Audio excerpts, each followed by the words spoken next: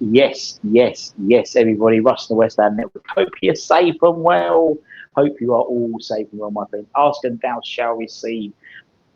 I'm, well, actually, it's quite late, and I thought I said to Anton, I do a little video. I can't be away from you guys for too long. I can't. So I thought, I don't want to talk transfer rumours today as such. Um, I want to talk about something and actually open up as a morning musing, but also to give you guys, and start a conversation in the chat because I want it. Let's just go down a little bit. That's better. I'm on the eye line now. As I wanted to give you some. I wanted to predict. I wanted to do 5 predictions about what's going to happen in the upcoming transfer window. So, maybe a couple of transfer type things, but I wanted to talk more specifically about some actual things that are going to happen. And what I want to do, I want you to give me. I'm just going to press a few little buttons here. There we go. And what I want to do is actually give you an opportunity to in the chat, give us your predictions as well. The first one I think is this one, and it's about key players to depart. And I think, to be honest, it's relatively. I think it's relatively not predictable, but a certainty that these 2 gentlemen here won't be in West Ham shirts by the time we kick off the 25-26 season. I mean, we assume we've heard via some sources that it's 99% likely that Mohamed will not be wearing a West Ham shirt come August. And with Lucas, I think there's a high possibility that, obviously, if he's found not guilty of the hearing, he won't be at West Ham. And if he's found guilty of the hearing, he won't be at West Ham. So I really think there's a high possibility that both won't be. And let's assume that Lucas is found not guilty. Again, he is not guilty. He proved innocent until found guilty. But the combination of these two, you've been looking at the best part of 110 million pounds, I think, for them to, I think Kudus. I think if we get 80, 85 out of him, I think we've done well. That being said, if the Saudis come calling and they want to pay the 120 million pound release clause, then they're more than welcome to. But I think they won't. And I think if West Ham get 80 to 90 million pound offer, we'd probably accept that as well. I think Lucas could be between 20 to 30 million pounds. We'd have lost money on him, obviously, but we'd have made money on Kudus. And I think that definitely takes forward one other one of my points I'm going to be talking about a little bit later on. But I think we'll see key players depart. And I think those two will be departing alongside the 4+1 because Zuma as well. So that would be I think a minimum of 7 players out the door. And I think maybe 1 or 2 more potentially. I think Cam Schweier, his contract I think runs out in June as well. So he'll go, but he's not really I suppose he is part of the under. Kind of. So I think you'll be seeing another maybe 8, including Cam, maybe for example. Maybe 1 or 2 more wrong to the UC players. We'll get the retained list coming out as well. I imagine there'll be some players moved on as well to make space for the next generation to come through. That's my prediction one. I think that one's a pretty safe one. Next one, let's talk about the academy. Next one is academy integration. I just realised I spent the integration wrong. Integration with an R. I think there's twofold to that. There is players that we're going to be seeing coming back into the fold. I think there's players we're going to be seeing going out. There's going to be a lot of movement, I think, in terms of the academy in the summer transfer window. We welcome back Freddie Potts with open arms, and he'll be competing for he'll be obviously in the first team squad and will be competing for a first team place, a starting place, I will see. Maybe not from the start out, I think, but definitely throughout the year, you'll be seeing he'll be getting a lot of Premier League minutes. The club are putting a lot of weight behind him. Obviously, the documentary on YouTube, I mean, that won't come cheap, doing that type of stuff. I know it's probably an internal cost, but still. You've also got the fact we tied him down to a long-term deal. And again, you can see the players we've tied down to long-term deals, the ones that we see a future for. Freddie Potts, Ollie Scarles, Lewis Orford, Finn Herrick, these guys have all been tied down to long-term deals. Someone like Callum Marshall, who's only a 2.5-year deal, and that was really only because he sort of got on loan to West Brom last year. So I think you'll be seeing a lot of integration in terms of Freddie Potts. I think obviously Ollie Styles is very much in the first team. And I think we welcome back George Earthy into that as well, particularly pre-season. But then I think there'll be a definite place for him in the first team squad next year. So the other way going out, I think you'll see Lewis Orford going out on loan, I think to a championship club. Maybe Bristol City, maybe a Portsmouth, maybe even a Southampton. Will still taking over the reins at Southampton, I think could have some ramifications in terms of our initial transfer targets. And I'll talk about that in a bit, particularly the goalkeeper.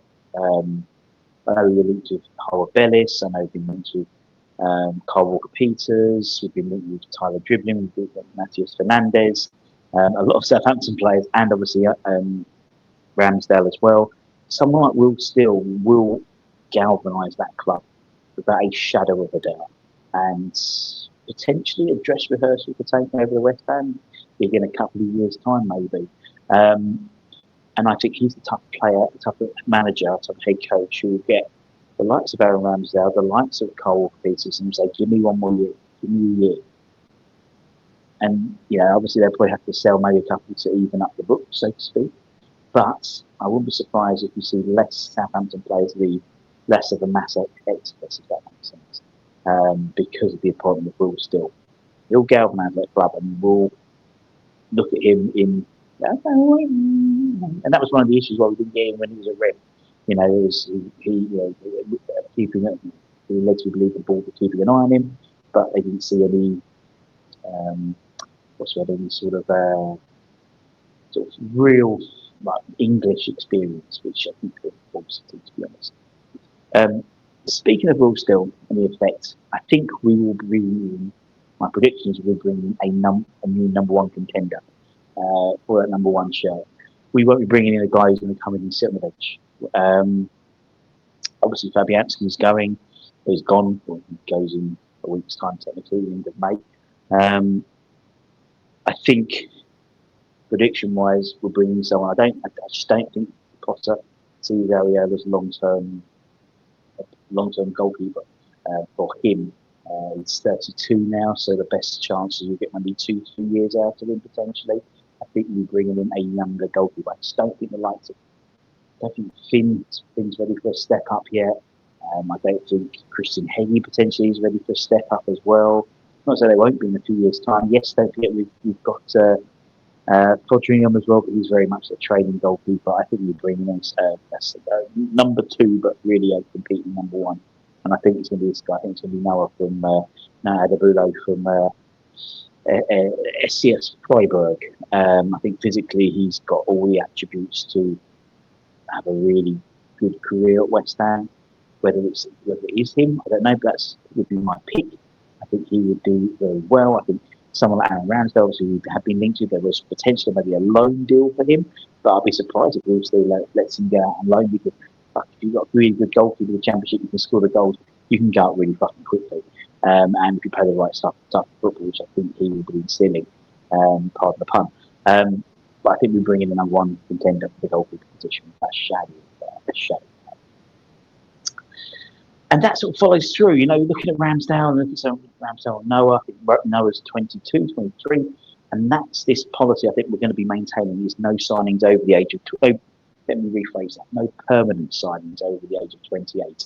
Obviously, there was news broke yesterday that apparently we put a bid in for Kevin De Bruyne.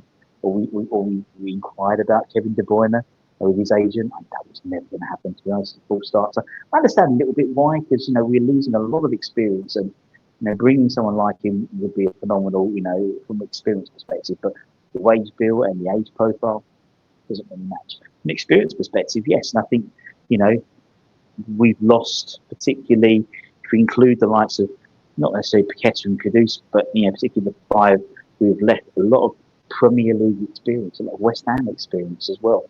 Over probably about 800 games between all of them, about 20 years combined, maybe that, of service. So I think for me, That's going to be an area they're going to look at. But I don't think necessarily with permanent signings.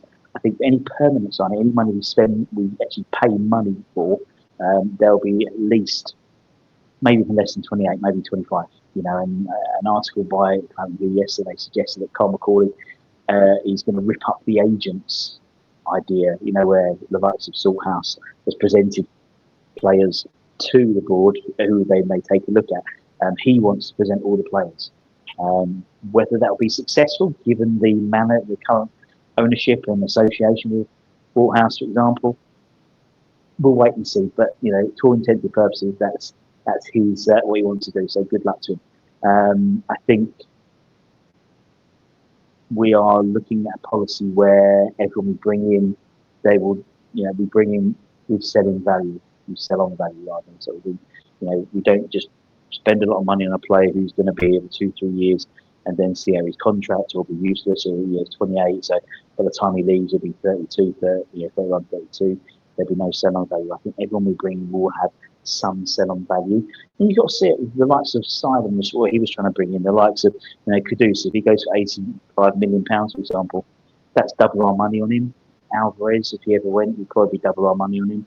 Now for Panos, I think you'd even make your money, or maybe £20 million maybe from other Panos, given the fact he's coming from a Premier League club now. That's going to be the policy moving forward, without a shadow of doubt. And that means, for me, there's going to be no permanent signings over the age of 28 or over. Maybe even 26, maybe, to be honest. But I said permanent because I think we're going to have to utilise the loan market. We have got 7 players leaving already, plus I'm not going to assume Cam in that group, but Cam's 8. We could lose an Alvarez, we could easily lose a Souček. You could easily lose some of these players as well, and they need to be backfilled into the squad, which is why I think we're going to utilise the loan market, and that's why I could see us being heavily linked to this gentleman. Now, according to reports, Pep Guardiola has said he is going to be available for loan this season, and you could see. I think for some players we're not going to bring in like for like, but we're going to be. But for someone like we lose Kudus, we lose Paqueta. That's a lot of creativity in our side we've lost. Bringing someone like Grealish, of course, I know he's 29, but on loan to sort of buffer us, so to speak. I don't think we're going to do everything in Potter in terms of this possible in one transfer window. It's going to take 3, 4, 5 transfer windows, in my opinion. So utilising the loan markets to keep us ticking over. I think to bring in a bit of people who can come in now and do a job. Jack could come in now and do a job for us and have that be that creative person. And similarly, he does play quite a lot on the left as well.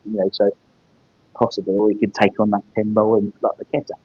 I'm just throwing out there. If we did sign him, Mrs. Budden will come to West Ham a lot more. I guarantee you. But not just utilising the loan market in, but the loan market out.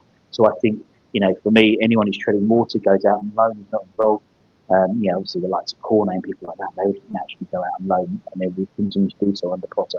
But similarly, the academy, I think there's going to be probably, I think Lewis Orford will go out on loan, Kane Casey's going to go out on loan, I think Callum Marshall will go back out on loan. And then I think Sean Moore's turn to go out on loan, maybe Finn Herrick go out on loan. Be interested to see what happens with Mamadou Kante as well. He'll also report back to West Ham in the summer. Paris FC have just been promoted. But I think they obviously go out to League A. If he's not getting a lot of minutes in League 2, is he going to get more minutes in League A? I don't think so, particularly in their league to the likes of Idrissa Gueye, formerly of Paris Saint-Germain and Everton. He would obviously fit that role that Kante could potentially fit in. So I imagine Kante either comes back and gets integrated in the 21s, or maybe he goes out on loan again. I don't know. But I think we're going to have to be utilising that loan market. If we're led to believe we've got a relatively